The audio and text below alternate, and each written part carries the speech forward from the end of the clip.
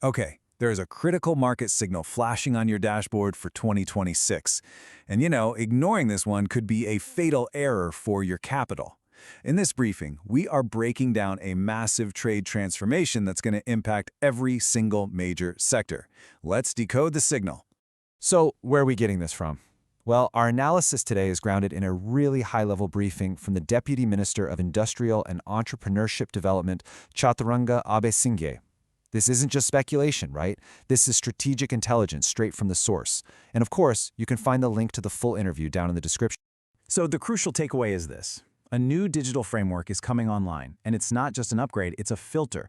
It's literally designed to systemically disqualify businesses that can't or simply won't adapt to a whole new way of operating. And that brings us to the core question you need to be asking at your very next board meeting. For decades, the name of the game was navigating protectionist tariffs. Now, that game is shifting completely to efficiency. So, are you structured for the old game or the new one? This slide really breaks down the two competing models. For years, the economy has run on what you could call protection by taxation. It's this complex web of para-tariffs, things like the Ports and Airports Development Levy, or PAL, and the CESS levy, all designed to shield local industries. The new model? It flips this whole thing on its head. It's all about protection by efficiency, and it's driven by one powerful tool, the National Single Window, or NSW. And make no mistake, this is a massive undertaking. The government is pumping 2.5 billion rupees into making this happen. That money is being used to digitally integrate 22 different government agencies. We're talking everyone from Customs and the Export Development Board to Plant and Animal Quarantine, all into one single, seamless digital interface. And what this looks like in practice is, well, simplicity. As you can see here, all those complicated para-tariffs like PAL and CESS are being phased out. They're being replaced by a standardized national tariff policy with just 4 clear bands. The whole goal is to just rip out the friction and ambiguity from trade. So why is all this change so necessary? It's because the economy has been stuck in what the analysis calls the 70-year inefficiency trap. Think about it. We have 21st century technology and global ambitions, but they're being throttled by a legal and bureaucratic mindset that was basically set in stone back in the 1890s. This transformation is the attempt to finally break that trap. But here is the #1 threat. The analysis pegs the risk of implementation lag at a whopping 40%. And listen closely here, this is not a technology risk. The tech will be ready. This is a people risk. It's the very real danger that the bureaucratic mindset, still clinging to those 1890s-era processes, will stall the rollout and completely sabotage the efficiency gains. So, how do you navigate this? Well, the strategic blueprint for success is simple, but it's absolutely critical. And it has to happen in this sequence. People first, then process, then technology. Most companies get this sequence completely backward. They buy the flashy new tech first, and then try to force it onto their broken processes and resistant people. That is the failure mode. The winning strategy starts with your people, getting the right mindset, a mindset of global productivity. Then, you re-engineer your processes to meet global standards. Only then, at the very end, do you plug in the technology to integrate into those global value chains. And hey, if you're finding this strategic blueprint for the 2026 pivot valuable, do us a favor and hit that like button. It really helps us continue to deliver this kind of institutional-grade analysis for your capital. Okay, let's move into our battlefield analysis. We're going to start with the sectors that rely on imports for the means of production. We're talking capital goods and materials. For these groups, the #1 driver is the reduction of import friction.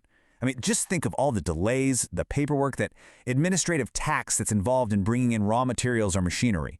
The single window is designed to just eliminate all of that, which should lead directly to margin expansion and way better operational efficiency. So the key signal for this entire sector is a mandatory transition. The old strategy of import substitution, making goods for a nice, protected local market, that's over. The new mandate is export quality production. You now have to use these efficiency gains to compete with regional imports on a totally level playing field. All right, next up, the consumer-facing industries. This includes the absolutely critical apparel sector and, of course, the food and beverage industry. Now, for these consumer-facing groups, the drivers shift a bit.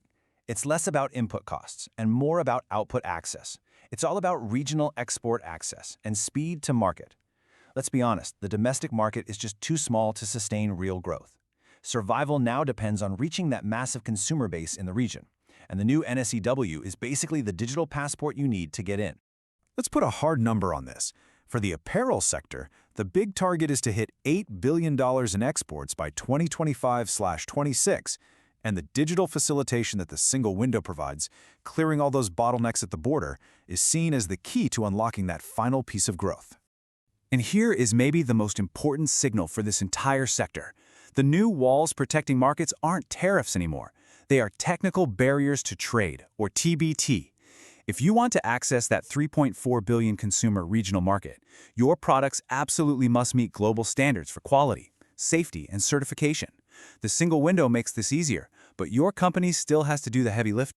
Finally, let's look at the backbone of the economy, the service sectors of transportation, logistics, and, of course, finance.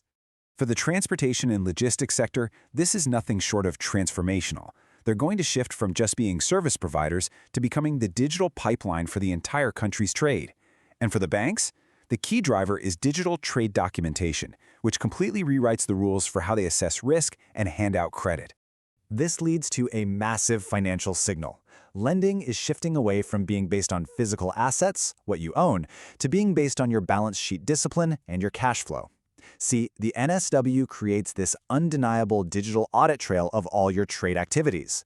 And banks will now require proof of sound financial management before they'll even think about extending credit. So let's bring this all together. The mandate for every single director and business leader watching is brutally simple. Adapt or disappear. There really is no middle ground here. So here's your final checklist.